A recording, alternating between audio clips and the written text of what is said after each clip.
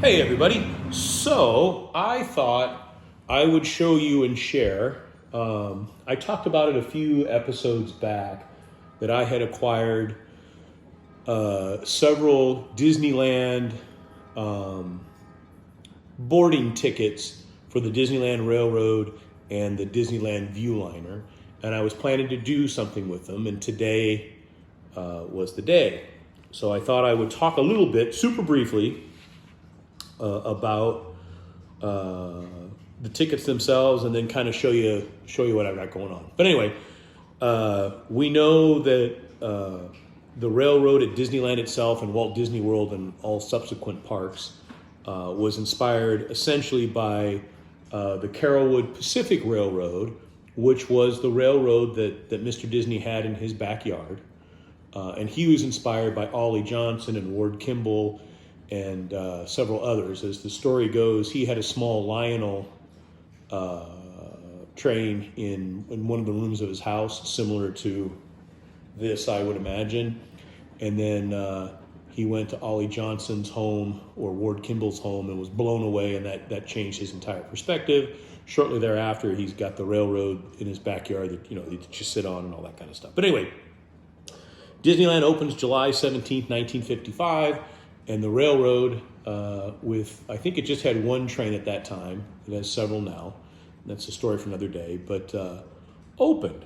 And, the park has gone through many changes and alterations, as has the track and how things work on the train over the years. But initially, one of the number one complaints was, besides paying $1 to get in the park, you got nickel and dime constantly, because every attraction you bought a ticket, whether it was a dime, quarter, 35 cents, whatever it was, and a lot of people squawked about it. So in late 55, I think late October, early November, Disneyland introduced ticket books that had an A, B, and C ticket. And we've talked about this before.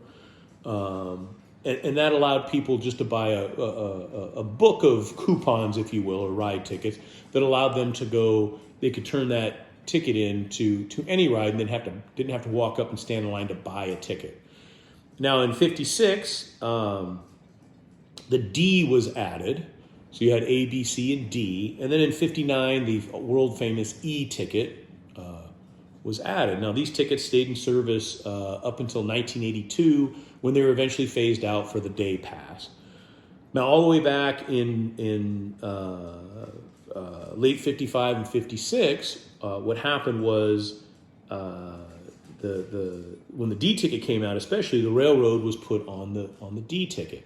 Now you could also purchase, though, if you didn't want to buy those coupons, you can go and buy just the tickets to run on the railroad, or I imagine any other attraction. I'm not 100% sure of that, but what I'm going to show you here is some of the memorabilia I've gathered. I've got several. I have one complete series of tickets that you rode the railroad on, and each ticket, I want to say there was 5 on there, allowed you passage to each train station. And you'll see Hollywoodland on there, and Frontierland, which is now New Orleans Station. That closed. Frontierland became New Orleans Station when Haunted Mansion, Pirates, and things of that nature started getting going in basically 65, 66, and the name was changed. But anyway, here, take a look. Here's the collection of tickets, and then I'm going to put it in a shadow box and et cetera, et cetera. Go ahead, take a look. Before we get too far down the line here, I thought I would show you this Santa Fe and Disneyland car from Tyco. It was actually part of a set that came out in 1966. I'll show you a picture here in a moment of the complete set, but I stumbled upon it, box and all. I think it's pretty cool. You can see here, if we can zoom in on it. See, it says Disneyland there. Thought it was kind of interesting. I'm on the hunt for the actual set. We'll see how it goes. But here, take a look. Here's some pictures of the set in its entirety.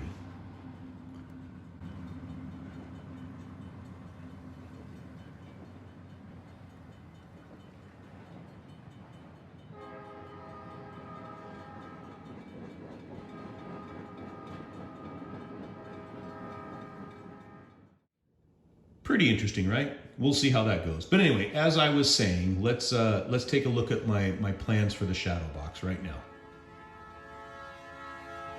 So as I was saying, we know Disneyland opened its doors July 17th, 1955. And one of the opening day attractions was, of course, the railroad. Now, initially, you bought a ticket for admission, which was $1, I believe. And then every attraction, you had to buy an individual ticket. Well, this upset the guests, and they felt they were being nickeled and dimed. So in late 55, like October or so, the first lettered tickets were introduced, and those were A, B, and C. Then in 56, the letter D was introduced, and then in 59, the famous E ticket was introduced. Now, you could still buy tickets outside of these coupon books, which I'm going to sort of show you here. This is a collection of the railroad tickets. And what's the easiest? Well, let's just sort of start in the corner. Here's sort of a vintage postcard. And you can see who's that, Mickey and Donald, and one of the trains out in front of the station. Please note the Santa Fe sign is missing from above Disneyland because their sponsorship had ended.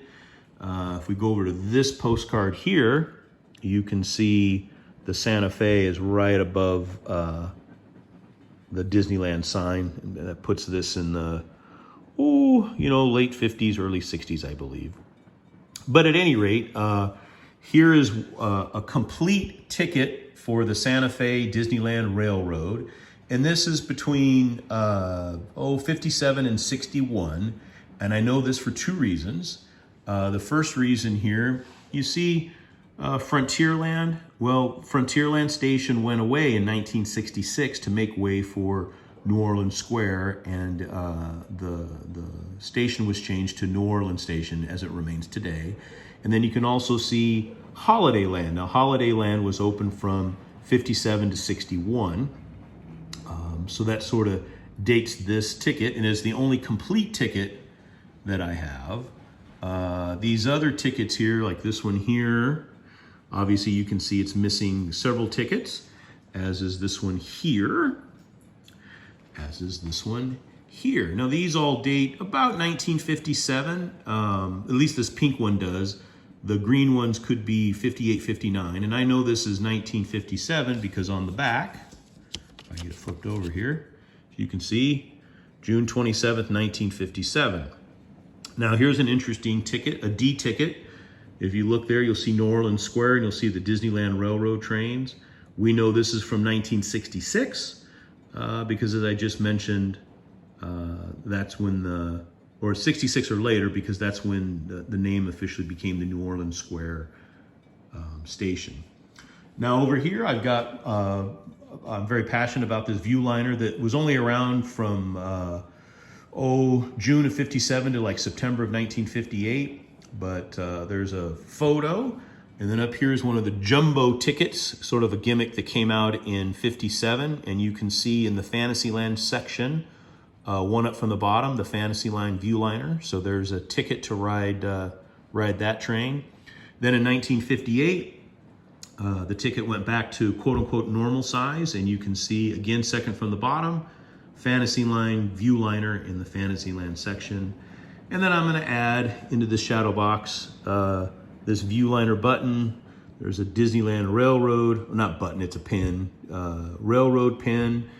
And then I've got to throw in this Carolwood Pacific Fairweather route. This is part of the society just for fun. And then a reproduction of another pin. I think that's the only reproduction. The others are originals, quote unquote.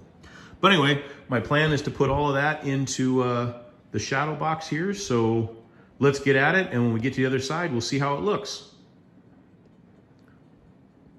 So here's the finished product. I made some changes.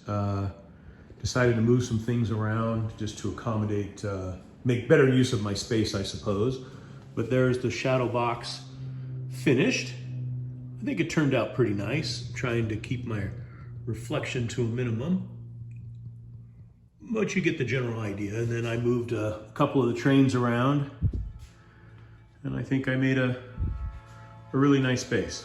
Anyway. Right, I think at least for me, it's much more interesting to have the tickets on display for my enjoyment and then anybody else who may come by, as opposed to them just being in a folder kept for posterity, and then upon my death, my nephews will just throw them away. At least I've got the opportunity to enjoy them whenever I walk by. Anyway, I hope you got a kick out of it. I think they're a little bit rare, not terribly rare, but it's kind of a fun collection, and I had a lot of fun putting it together and then moving some stuff around so it could be on display with the Lily Bell train set and moving the G scale. I think that makes a little bit more sense. But again, thank you so much for watching. And in this world, just remember, when you can be anything you want, you be kind, you be humble, and you be forgiving. And next weekend, we're going to go to Disneyland and hopefully get on Mickey and Minnie's Runaway Railway, and I'll have a video for you to see how that goes. Anyway, take care. We'll see you next time. Bye.